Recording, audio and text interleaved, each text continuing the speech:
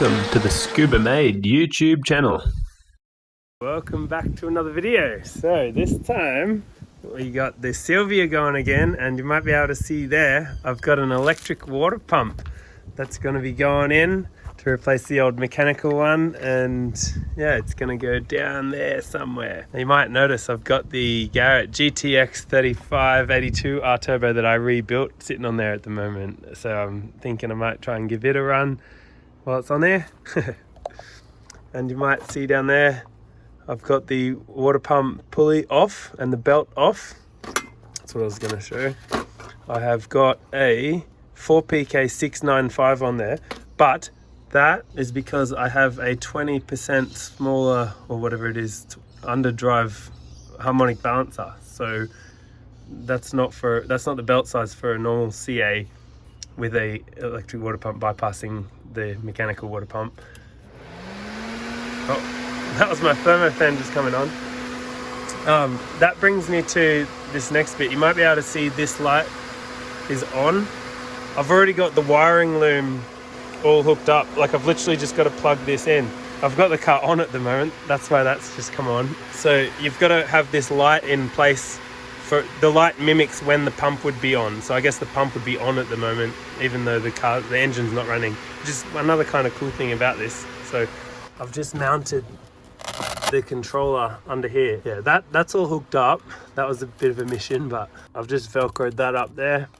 So yeah, anyway, it should be as simple as just cutting, kind of like I've done here, cutting the lower hose down there and popping this thing in. I'm expecting it to go, if you can see, sort of like down there, down about there somewhere, you know, in like that. I've already drained the coolant out, so that I've already done. Here we are under the car. There's a better look at the bottom and the belt. 4PK695. So there's the lower radiator hose that we're going for here. I'm thinking my first cut is probably going to be around about there. Maybe about there. This is a bit sketchy, but we're in now. Hey, oh, that cut nicely. Sweet. We're a bit dirty in there. Okay, well, that's the first cut. Plug this in here and see what happens. There we go. Oh, there you go. My guess is it's going to sit in there something like that. So I cut that top hose up there somewhere. It's pretty much my first look at how this might sit. All right, let's keep going. Well, I made a cut in the top hose there too. So I've got this like mounted now. It's pretty low, I guess, but it kind of looks like it's about where it needs to be. There's still a fair bit of room around here, and it's just sort of sitting in there. Like, I could try and get it up a bit higher, I suppose, because it might sort of bang on all this. But I mean, that's in there, so that's cool. Yeah, and I just got to plug it in. I should be able to run that plug up to the top there and plug it right in. Well, that's it plugged in, and I got that little light out now. And then you can see it down there. It's a bit wonky sitting like that, so I might see what I can do about that. Just in case something went wrong, I do have a full spare lower hose. That makes it a little easier to cut into. Actually, I do need to take the thermostat out, which is just in here. And I was going to point out, this is where I welded all this in a while back to run the thermo fan. This is where it gets its temperature sensor from. So I've already done that. Like I said, I've already done the whole loom and everything. Oh, that's the thermostat out. Won't be needing that anymore. So just gonna bolt this back up, put some sealant on there and fill her up, see if it works. Sick.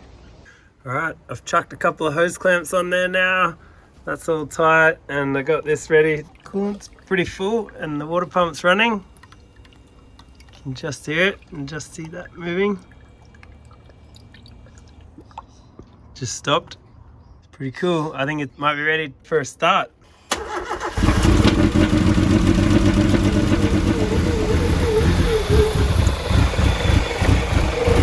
Unfortunately, the oil drain is leaking a little bit. Other than that, that water pump seems to be working just fine. And the thermo fan just kicked in.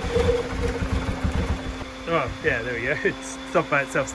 And to do this properly, I have got a block off from the water pump there without the fins in it. So, but I got to take the timing belt off to do that. So that's a big job. I don't know. Might do it. Yeah, but that's pretty cool. It's all working. Oh, that's the thermostat. It's all being controlled by itself. That's the turbo that I rebuilt. So that's sick. Oh, I just put some cardboard under the water pump for now because it would have been banging on the sway bar otherwise. But yeah, there's no leaks. It's all good. I don't know what you can see in there because I'm down here, but that's working fine. Awesome. Super happy with that. Pretty low to the bottom of the car, like it's touching on the sway bar at the moment, so I certainly wouldn't mind getting it up a bit. I mean, the sump's down there lower still too, so I don't know. Yeah, there's another look. It's pretty easy to access there. So yeah, I might just like drain the coolant again, trim a bit up there, pretty much like fit it permanently, see what I can do. So, yeah,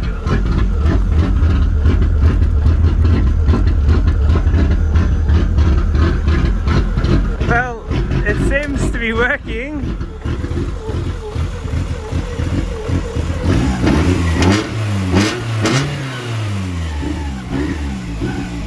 Still got that leak out of the oil drain over there. I'll have to try and do something about that, I guess. I'll just shut it down.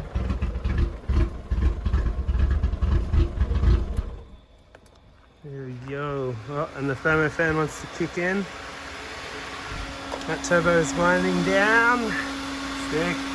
I'll try and just explain. I've moved the pump a little bit now, and you might be able to tell this was the spare hose that I had. I've cut it off and I've used a longer straight bit off it to mount the hose back a bit. And I cut the other pipe a bit higher to get it up more. And I'll show you from down here.